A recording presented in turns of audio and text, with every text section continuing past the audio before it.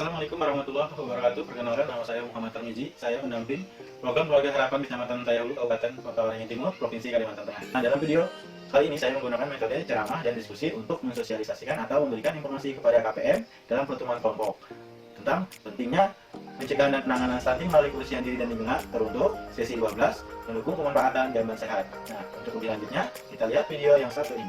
Assalamualaikum warahmatullahi wabarakatuh. Selamat pagi dan salam sejahtera untuk kita semua. Pertama-tama saya ucapkan terima kasih atas kehadiran Bapak dan Ibu dalam acara pertemuan kelompok yang telah kita laksanakan pada pagi hari ini. Terima kasih atas kehadirannya. Dan pada pagi hari ini kita akan melanjutkan pada modul 7 pencegahan dan penanganan stunting melalui kebersihan diri dan lingkungan. Nah, untuk modul 7 ini kita akan melanjutkan materi tentang manfaat dari jamban sehat. Nah, ini mendukung pemanfaatan jamban sehat. Nah, dari modul 7 ini, modul 7 pencegahan dan penanganan stunting melalui kebersihan diri dan lingkungan. Yang pertama yang kita bahas adalah sesi yang ke-12, yaitu mendukung pemanfaatan jamban sehat. Nah, jadi dalam hal ini atau dalam pertemuan ini kita akan membahas, nanti ada 3 hal yang kita bahas. Yang pertama adalah manfaat dari jamban sehat atau pentingnya jamban sehat. Pentingnya kita menggunakan jamban sehat. Terus yang kedua adalah ciri-ciri dari jamban sehat, dan yang ketiga adalah bagaimana kita mengakses jamban sehat. Nah, sekarang bapak-bapak dan ibu-ibu, apakah di rumahnya menggunakan jamban sehat atau tidak? Ya, terima kasih. Bagaimana kondisi jambannya, ibu-ibu, bapak-bapak di rumahnya? Punya kloset? Ibu-ibu, bapak-bapak. Nah, sekarang kita akan berdiskusi tentang, nah mungkin ibu-ibu, bapak-bapak bisa mencatat ya, apa manfaat memiliki jamban sehat bagi keluarga dan masyarakat. Nah, sekarang ibu-ibu bisa berdiskusi dan bapak-bapak. Nah, jadi jamban sehat itu dapat, yang pertama adalah, yang penting yang perlu kita ketahui, jamban sehat itu yang pertama dapat menghindari dari penyebab penyakit diare, terus penyebab dari penyakit-penyakit menular yang lainnya, dan yang terakhir yang terpenting adalah jamban sehat itu mencegah dari stunting, ya, mencegah dari stunting, Bu, ya. Nah, jadi manfaat dari jamban sehat itu ada beberapa manfaat. Nah, yang ibu-ibu utarakan tadi itu adalah salah satunya.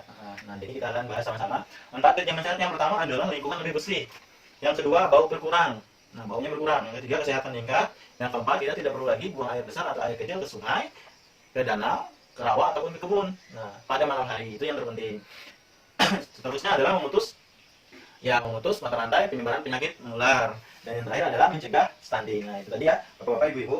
Nah, jadi pentingnya jamban sehat, yang pertama adalah pakailah jamban sehat untuk buang air besar atau kecil agar terhindar dari muntaber, mencret, sehingga ibu dan anak tidak kekurangan gizi dan mencegah stunting pada anak. Nah, jadi pentingnya jamban sehat itu ya, Bu, ya, dapat mencegah stunting pada anak. Nah, terus, nah, ibu-ibu, di sini saya ada satu gambar nih buat ibu-ibu. Satu gambar di sini ya. Kira-kira ini menurut ibu-ibu, ini gambar yang pertama ini gambarnya apa? Ini termasuk gambar jamban tidak sehat, ya benar. Kenapa ibu-ibu jamban tidak sehat? Salah satunya, ya karena yang pertama kita bisa lihat, yang pertama ini tidak ada dinding, di jambannya tidak ada dinding. Nah, kondisinya terlalu kotor di sini, Bu, ya, terlalu kotor. Nah, terus jamban yang kedua tidak sehat, kenapa? Dia masih menggunakan bilik bambu. Di sini masih menggunakan bilik bambu. Nah, dan juga lantainya masih menggunakan lantai tanah. Nah, terus dalam gambar yang ketiga apa? Ini langsung di sungai ya, Bu, ibu, ya. Jadi kotoran yang keluar itu langsung ke sungai. Nah, ini lebih berbahaya. Nah, air sungai yang dipakai untuk kebutuhan sehari-hari, untuk kebutuhan hidup sehari-hari, misalkan mandi, mencuci, merebus air, ataupun kepanasan karena tidak ada atapnya. Jadi ini pada gambar satu ini ya bisa kita sebut dengan jamban tidak sehat. Nah, terus ada gambar yang kedua ini, ibu. Nah, di sini gambar yang kedua adalah contoh gambar jamban, ya benar, jamban sehat. Kenapa? Di sini ada septic tank-nya di belakang, ada atap, ada dinding kiri kanan, depan belakang. Ini permanen dia, permanen. Terus ada pintunya. Pertama ada ventilasinya. Terus apa lagi, ibu? Ada klosetnya, ada tempat airnya. Terus ada keran, ada lantai yang landai atau miring ke tempat pembuangan. Nah, di sini. Dan juga yang terpenting adalah adanya alat untuk cuci tangan. Nah, itu adalah hal yang terpenting, adanya alat untuk cuci tangan. Nah, bapak, ibu-ibu, itu tadi adalah contoh dari jamban tidak sehat dan jamban sehat. Nah, sekarang kita ada ciri-ciri jamban sehat. Yang pertama adalah jarak lubang septic tank ini berjarak 10-15 meter dari sumber air minum. Nah, dari sumber air minum ini atau sumber air ini jaraknya adalah 10-15 meter. Hal ini dikarenakan apabila nanti dia jaraknya tidak jauh, maka dia akan merembes, kotoran dari septic tank ini bisa akan merembes ke sumber air atau ke sungai. Itu yang dikhawatirkan. Maka jaraknya harus 10-15 meter. Kotoran atau limbah tidak dapat disentuh oleh serangga ataupun tikus, ya. Berarti ada di dalam tanah ini, septic tanknya harus ditabuk atau digali. Nah, dimasukkan ke dalam tanah, kotorannya dimasukkan ke dalam tanah melalui pipa-pipa paralon, sehingga tidak bisa disentuh oleh salah satu binatang atau hewan penyebab penyakit-penyakit menular. Nah, terus yang ketiga adalah lantai kedap air, landai dan miring. Nah, seperti ini ya Bu ya, landai dan miring, sehingga airnya bisa dapat mengalir langsung ke lubang pembuangan, mengakibatkan lantainya akan selalu kering. Nah, kalau lantainya terlalu basah, maka dia akan banyak bakteri di sini. Dilengkapi dengan dinding, atap, pelindung. Nah, gini ya Bu ya, dinding, atap, pelindung. Dan juga penerangan, cukup penerangan. Di sini ada lampunya ya, apabila malam hari, maka bisa kita gunakan jamban sehatnya karena dia ada penerangan yang cukup. Yang terpenting adalah adanya ventilasi udara. Nah, ibu-ibu di sini ada ventilasi udara. Nah, jadi jamban sehat itu adalah jamban yang memiliki ventilasi udara supaya sirkulasi udaranya keluar masuk antara yang di dalam jamban sehat dan yang di luar, sehingga WC kita tidak berbau. Nah, terus tersedianya air bersih. Di sini ada tempat air bersih, ada keran, dan yang penting adalah alat untuk cuci tangan. Juga bersihkan minimal 1 minggu secara berkala lantainya atau WC-nya, atau juga jamban sehatnya dibersihkan secara berkala 1 minggu ataupun 2 minggu sekali. Nah, itu semakin sering kita membersihkan lantainya, maka semakin bagus supaya kita terhindar dari penyakit-penyakit menular. Nah, seperti itu ya Bapak-bapak, Ibu-ibu ya. Nah, sekarang ini kita ada tugas, Bapak-bapaknya nanti akan membuat tabel yuk periksa jamban kita. Nah, jadi kita nanti akan memeriksa jamban kita yang ada di rumah. Yuk periksa jamban kita ya. Nah, baik, Ibu-ibu, Bapak-bapak, ini saya berikan tabel satu-satu. Sudah ya. Saya minta dari kelompok 2 dulu ya, ibu-ibunya, sebagai perwakilannya dari kelompok 2. Nah, kelompok 2 ya. Yang pertama, yuk periksa jamban kita. Nah, sekarang ibu-ibu bisa lihat ya.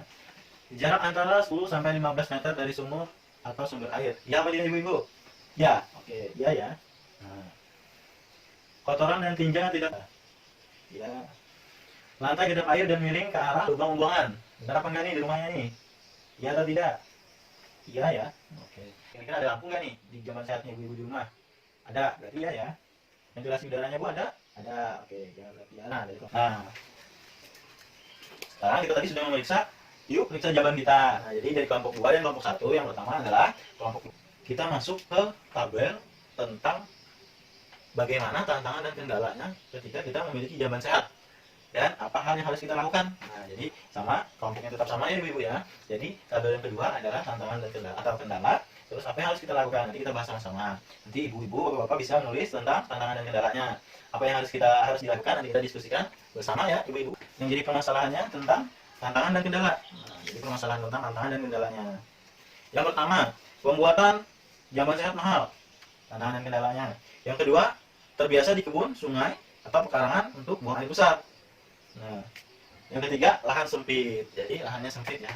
Nah, kita bahas sama-sama ya Bu ya. Yang pertama adalah pembuatan jamban sehat itu mahal.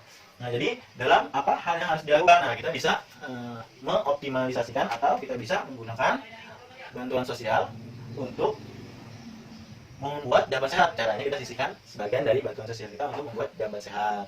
Nah, setelah ada dananya baru kita bisa bikin jamban sehat sendiri. Nah, yang kedua adalah terbiasa buang air besar atau kecil di kebun, sungai, ataupun pekarangan. Nah, ini adalah faktor kebiasaan. Jadi faktor kebiasaan ini akan hilang apabila kita membiasakan diri untuk membuang air besar ataupun air kecil di jamban sehat. Yang ketiga adalah lahan sempit. Nah, lahan sempit ini kita bisa menggunakan jamban sehat umum. Biasanya di tempat kita ada jamban sehat umum di setiap desa. Nah, jadi karena kita menggunakan jamban sehat umum, otomatis kita harus bersedia untuk membersihkannya secara bergantian. Atau ketika kita menggunakan, kita langsung membersihkannya. Nah, jadi seperti itu ya Bu ya. Untuk solusinya, jalan keluarnya, jika tidak memiliki jamban yang sehat sendiri, maka kita menggunakan jamban sehat juga mencegah berbagai penyakit yang mengakibatkan anak menjadi stunting Bu ya. Jadi kita menggunakan jamban sehat itu bukan berarti tidak ada gunanya atau tidak ada manfaatnya. Yang terutama adalah menghindari anak kita dari penyakit atau penyebab stunting. Jamban sehat yang pertama adalah bantuan sosial. Itu ibu-ibu, bapak-bapak bisa mengoptimalkannya sebagai sarana untuk membangun jamban sehat. Caranya, bantuan sosial yang bapak-bapak, ibu-ibu terima itu bisa bapak-bapak, ibu-ibu sisihkan sedikit untuk rencana pembuatan jamban sehat. Itu bisa. Yang kedua adalah mengoptimalkan jamban sehat yang ada di lingkungan. Misalkan ada jamban sehat di lingkungan yang dibangun oleh desa ataupun yang langsung dijurusan oleh dinas kesehatan, itu ibu-ibu, bapak-bapak bisa sama-sama menjaga kebersihannya. Nah, demikian adalah sosialisasi modul 7 tentang pencegahan dan penanganan stunting melalui kebersihan diri dan lingkungan. Sesi 12 mendukung pemanfaatan jamban sehat. Mari kita bersama-sama selalu hidup sehat dan selalu menjaga kebersihan. Semoga video tadi bisa menjadi rujukan dan juga bisa menjadi pembelajaran bagi kita semua. Salam sehat, salam Indonesia Jaya.